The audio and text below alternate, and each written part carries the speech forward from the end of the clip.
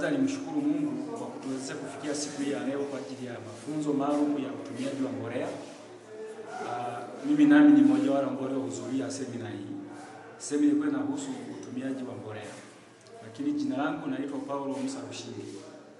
Tumshukuru kwanza mkuu wa wilaya kutuletea semina hii, kuwaomba waseminishaji kuja kutoa semina hii. Semina hii ilikuwa inahusu utumiaji wa mbolea kwa wakulima na wafanyabiashara pia. Hasa kujua viwango vya utumiaji wa mbolea na faida za mbolea. Unapozitumia kwa wakati sahihi na kwa muda mwafaka unapata faida kuliko yule ambaye hajatumia. Kwa hivi tumeona namna ambavyo semina imetolewa ni elimu nzuri, imetupanua, tumeelewa vizuri. Ukitumia vizuri faida ipo. Ila pia usipoitumia unapata hasara, unatumia muda mwingi na nguvu nyingi na mali nyingi lakini unapata kidogo. Ila ukitumia mbolea unakuwa na utumiaji mzuri. Hasa kujua mbolea ipi ya kupandia, mbolea ipi ya kukuzia na mbolea ipi ya kuzalishia. Mimi kwa jina naitwa Crisantos Funda, ni afisa wa udhibiti ubora mwandamizi kutoka Mamlaka ya Udhibiti wa Mbolea Tanzania. Leo tumekuja hapa wilaya Tanganyika kutoa mafunzo kwa wafanyabiashara na wanaotarajia kuanza kufanya biashara ya mbolea katika wilaya hii ya Tanganyika. Na sisi kama mamlaka tuna matarajio kwamba tutaongeza idadi ya wafanyabiashara wa mbolea na hasa katika maeneo ya pembezoni kama huku Tanganyika ambako huwa kuna na changamoto ya mawakala. Kwa hiyo kikubwa ni hicho, matarajio yetu makubwa ni hayo, na hii imetokana na ombi la mkuu wa wilaya alilolitoa kwenye ofisi yetu ya kanda kwamba wananchi wake wanahitaji kupata hii fursa ya kupatiwa mafunzo ya mbolea ili waweze kulima kwa tija, lakini pia iwasaidie kupata hiyo fursa ya kufanya biashara. Kwa hiyo wakulima watanufaika katika nyanja mbili, kwa maana ya kufanya biashara, lakini pia hiyo elimu itawasaidia kuzalisha kwa tija. TFRA kwa kuzingatia majukumu walionayo na wajibu walionao na kwa kutambua mahitaji yetu sisi, wametenga muda wao kuja kwetu Tanganyika kutoa mafunzo haya. Ni kipekee namshukuru sana Mheshimiwa Rais kwa sababu anajielekeza kwenye kilimo, na kilimo ndicho kiini cha uchumi wa taifa letu. Kilimo kinachozalisha chenye tija ndicho mkombozi wa mkulima.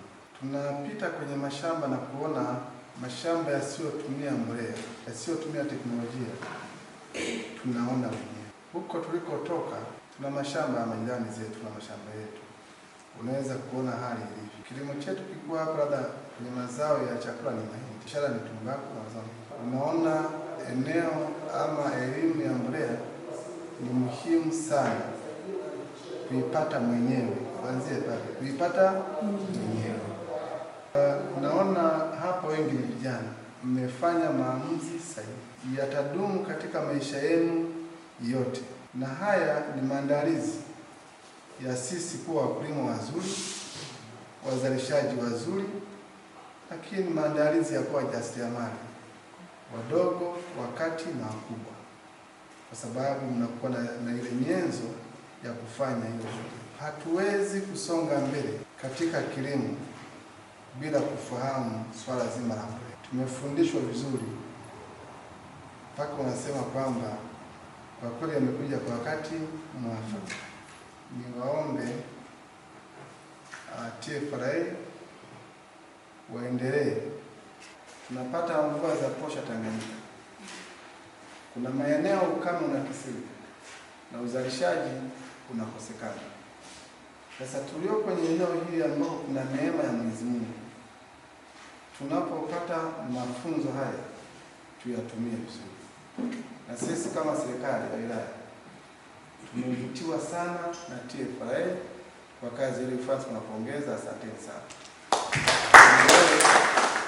Walimu, wananchi, wakulima wetu na wajasiriamali wetu, tutaendelea kutengeneza fursa kama hii ili mafunzo hapa, badala kusafiri kwenda mbali Mbeya, kwenda Tabora, wao ndio wasafiri kuja hapa kwetu kuja kutufundisha. Tutafanya hivyo kwa hawa watu wa mbolea TFRA, lakini tutafanya hivyo kwa watu wa mbegu, tutafanya hivyo kwa watu wa viuatilifu, ili wakulima wetu na ninyi wajasiriamali wa leo, wa kesho na kutwa msipate shida. Haijalishi kwamba hawakupata fursa kwenda chuo kikuu cha kilimo Sokoine au wapi, lakini sasa chuo kikuu kitakufuata hapa. Kwa lugha nyepesi, kwa lugha yetu tunayoelewa sisi, alafu bila kuwa na mchanganyiko. Tungesema twende kule, tuko Sokoine sijui kule, wangekuwa wanatumia madude magumu kweli hapa, hata kuyaelewa kwenye maisha kwa nini moto. Wangetumia majina, wangetumia majina magumu kweli. Sasa sema tuna lugha ngumu kweli kwa vitu vyepesi.